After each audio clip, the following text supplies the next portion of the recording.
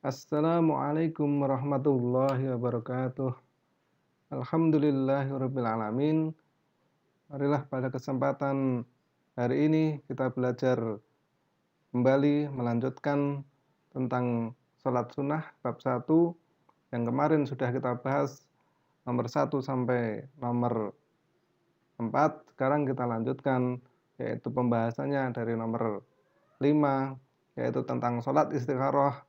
Kemudian kita lanjutkan nanti pembahasan nomor 6, salat Idain atau salat hari raya Idul Fitri dan Idul Adha. Kemudian kita lanjutkan nomor 7 yaitu kita membahas tentang salat istisqa, dan yang terakhir nanti kita membahas tentang salat kusuf dan khusuf atau salat gerhana.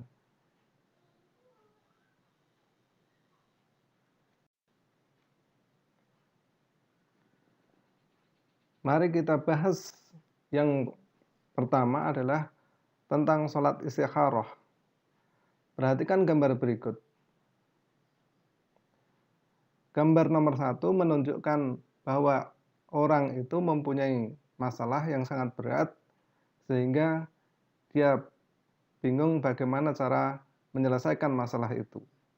Kemudian gambar yang kedua yaitu setelah dia mendapatkan atau tidak bisa menemukan solusi atau masalah, kemudian dia ingat kepada Allah Subhanahu wa taala dan menyerahkan segala urusannya kepada Allah dengan cara melaksanakan salat istikharah dan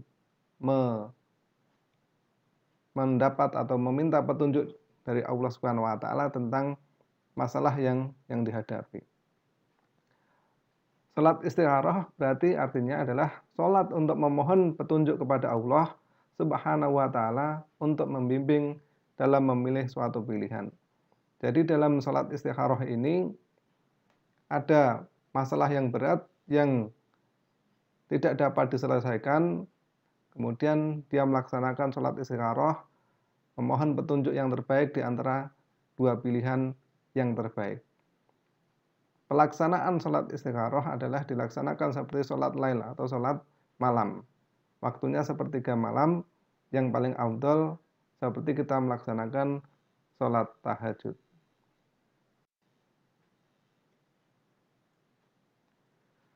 Setelah mengetahui tentang salat istikharah, kemudian kita membahas yang selanjutnya yaitu tentang salat Idain atau salat Idul Fitri dan Idul Adha.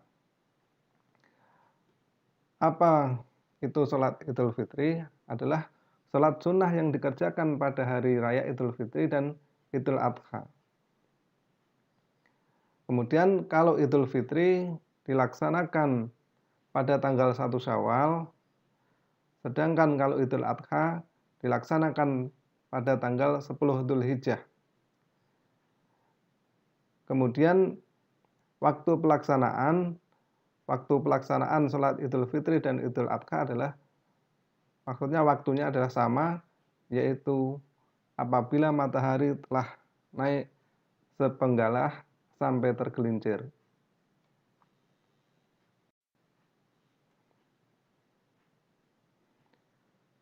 Apa saja sunnah-sunnahnya? Jadi pada waktu kita akan melaksanakan salat Idul Fitri maupun Idul Adha, sunnah-sunnahnya adalah yang pertama, mandi dan mensucikan diri. Jadi mandi ini adalah seperti kita mandi wajib atau mandi junub atau mandi besar. Kemudian yang kedua, memakai pakaian terbaik. Yang dimaksud pakaian terbaik adalah bukan pakaian terbaru, tetapi adalah pakaian yang terbaik yang suci dari hadas maupun najis. Kemudian untuk salat Idul Fitri, makan dan minum sebelum melaksanakan salat Idul Fitri. Kemudian berjalan kaki dan menempuh jalan yang berlainan.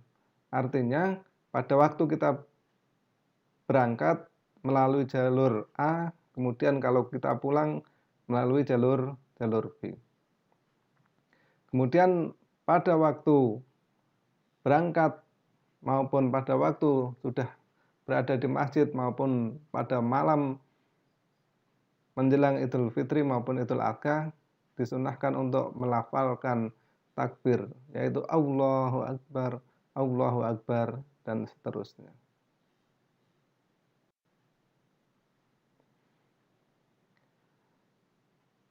Kemudian yang selanjutnya, bagaimana tata cara sholat Idul Fitri? Setelah kita mengetahui pengertian waktu dan sunnah-sunnahnya, maka kita harus mengetahui bagaimana tata cara melaksanakan sholat Idul Fitri. Yang pertama, niat dengan ikhlas karena Allah. Niat ini cukup dilakukan atau diucapkan di dalam hati. Kemudian yang selanjutnya, bertakbir sebanyak 7 kali. Kemudian membaca surat Al-Fatihah, kemudian membaca surat Al-A'la pada rakaat pertama. Kemudian selanjutnya melakukan gerakan sholat seperti pada sholat pada umumnya. Kemudian yang selanjutnya bangkit dari sujud dan masuk rakaat kedua, yaitu pada rakaat kedua bertakbir sebanyak 5 kali. Kemudian membaca surat Al-Fatihah dan surat Al-Quran, atau disunahkan membaca surat Al-Ghasyiyah pada rakaat kedua. Kemudian yang selanjutnya, lakukan gerakan sholat sebagaimana biasa sampai tasyahud akhir. Kemudian yang terakhir adalah melakukan salam. Kemudian selanjutnya setelah selesai sholat, khatib naik mimbar untuk khutbah Idul Fitri maupun Idul Adha. Setelah mengetahui beberapa hal tentang sholat istisqa, kemudian sholat istikharah, sholat idain, kemudian kita membahas tentang sholat istisqa. Coba perhatikan pada gambar berikut. Gambar ini menunjukkan tanah yang kering, tanah yang tidak ada air, tidak ada apa-apa, bahkan pohon-pohon pada mati.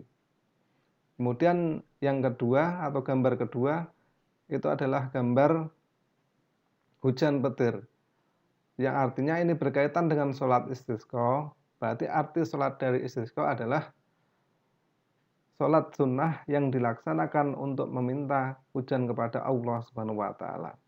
Karena di Indonesia itu terdapat 2 musim, yaitu musim kemarau dan musim hujan. Maka apabila musim kemarau itu sangat panjang, kemudian kita memohon kepada Allah, yaitu dengan cara sholat istisqa. Sholat istisqa bisa dilaksanakan di tanah lapang dengan berjamaah, seperti halnya sholat-sholat sunnah yang lainnya. Pada pembahasan selanjutnya yang sangat penting, yaitu tentang sholat gerhana atau sholat kusuf dan khusuf. Pada sebelah kanan sholat kusuf itu adalah gerhana bulan, kemudian pada sebelah kiri itu adalah sholat kusuf atau gerhana matahari. Sholat yang dilakukan saat terjadi gerhana.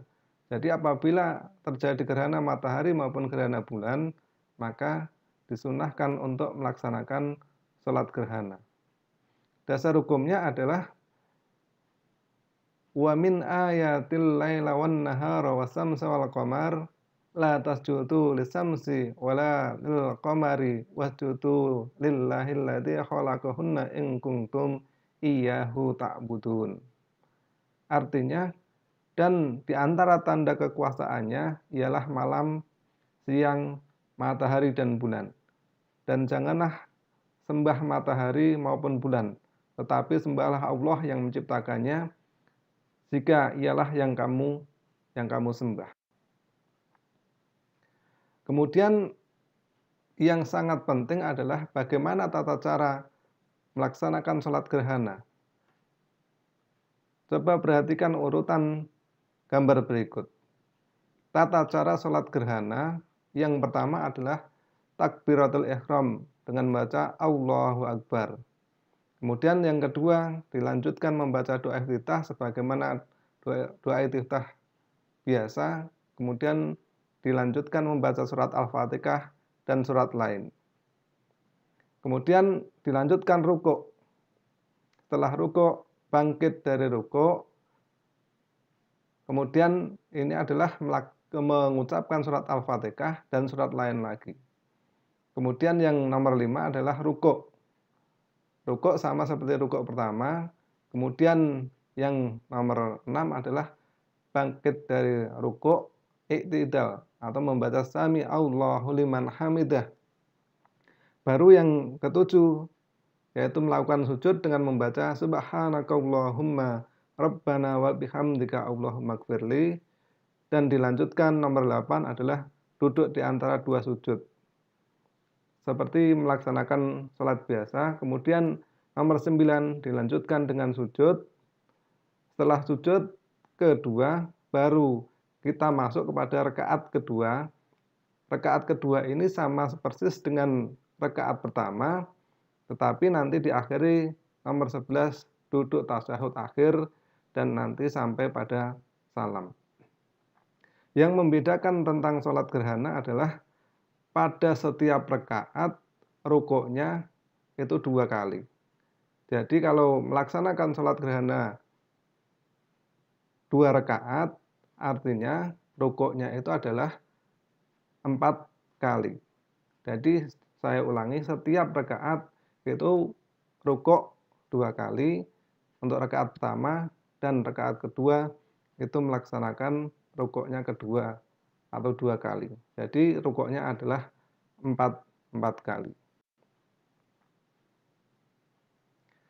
Setelah kita mengetahui tentang beberapa hal berkaitan dengan sholat sunnah, maka ada hikmah yang kita dapatkan apabila kita melaksanakan sholat sunnah. Terdapat dalam surat Al-Ankabut, surat ke-29 ayat 45, yang bunyinya, A'udzu billahi minasyaitonir rajim. Utlu ma uhiya ilaika minal kitabi wa aqimis shalah. Innas sholata tanha 'anil fahsya'i wal munkar. Wala dzikrullahi akbar, wallahu ya'lamu ma tasna'un.